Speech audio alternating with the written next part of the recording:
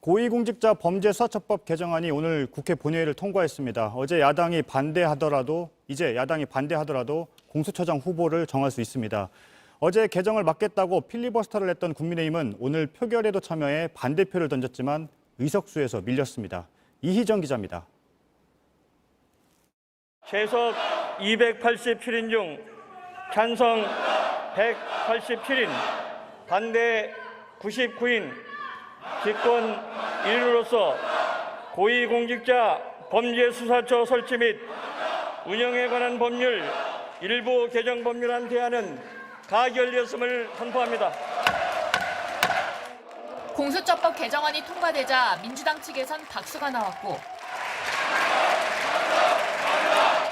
국민의힘에선 항의가 빗발쳤습니다.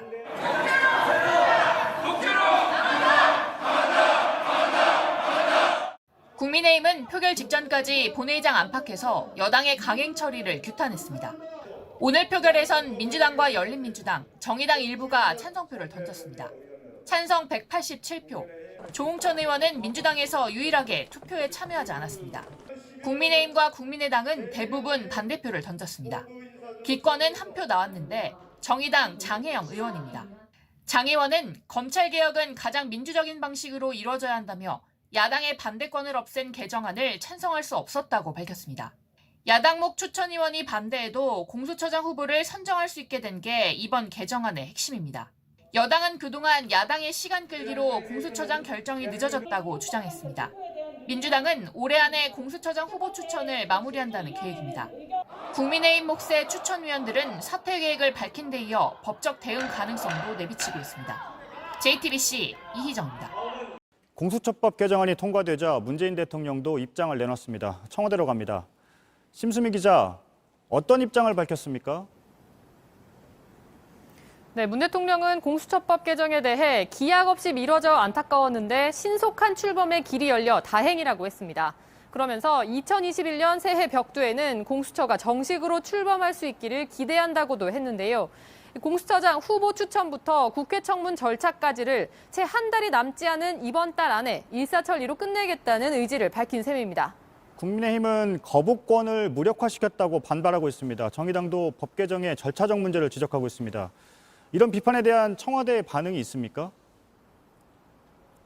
직접적으로 야당 반발에 대한 입장은 내놓지 않고 있습니다. 다만 대통령 면담을 공개적으로 요청했던 국민의힘 주호영 원내대표를 겨냥함으로써 야당의 비판이나 반발에 흔들리지 않겠다는 뜻을 드러내는데요. 청와대는 사전 조율 없이 언론의 면담 요청을 밝힌 점을 지적을 하면서 이해심을 갖고 보려고 해도 진정성 있는 제안으로 보기는 어렵다면서 주 원내대표를 강하게 비판했습니다. 오늘 윤석열 총장의 징계위원회와 관련해선 청와대에선 어떤 얘기들이 나오고 있습니까? 그러니까 징계위가 의결을 해도 결국 대통령이 재가를 해야 하기 때문에 질문을 하는 겁니다. 네, 절차대로 하라고 강조해온 만큼 문 대통령은 이 징계위에서 어떤 결론을 내리던지 이에 대해 더 이상 덧붙이거나 빼지 않고 그대로 재가를 할 걸로는 보입니다. 다만 재가의 시점은 징계위 직후가 아닐 수도 있습니다. 현재로서는 징계가 결정이 돼도 윤 총장이 절차적 정당성 문제를 제기하면서 불복 소송을 제기할 가능성이 큰 만큼 문 대통령의 결단에도 시간이 좀 필요할 거란 관측이 나옵니다. 최소한 주말까지는 종합적으로 검토를 한 뒤에 뭔가 결정을 내리지 않겠느냐는 게 청와대 관계자들의 얘기입니다. 네, 잘 들었습니다. 청와대에서 심수미 기자였습니다. 국민의힘은 공수처법 개정을 규탄하기 위해서 세력을 모으고 있습니다. 그런데 오늘 주호영 원내대표가 이른바 태극기 세력과도 만나서 논란이 되고 있습니다. 유한울 기자입니다. 박근혜 전 대통령의 탄핵을 부정해온 보수 인사들이 모였습니다. 김문수 전 지사는 특히 전광훈 목사와 함께 태극기 집회에 주도적으로 참여해온 인물입니다. 이들이 모인 건 문재인 정부 규탄을 위한 집단 행동을 논의하기 위해서입니다. 성난 민심을 함께 모으는 이런 자리가 꼭 필요하다. 필요하면 국회 안에서도 작년에 하던 것처럼 집회를 하자고. 그런데 이 자리에 국민의힘 주호영 원내대표가 참석해 공감대를 표시했습니다. 문재인 정권을 조기에 퇴진하고 폭정을 종식시켜야 한다는 데는 다른 생각을 가지시는 분이 없는 걸로 알고 있습니다. 이 때문에 당 안팎에선 국민의힘이 다시 태극기 세력과 손을 잡는 게 아니냐는 전망이 나왔습니다.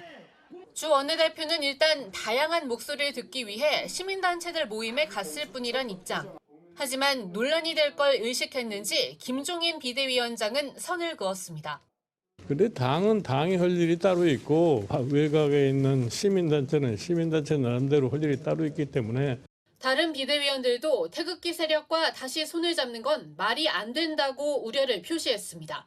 JTBC 유한울입니다.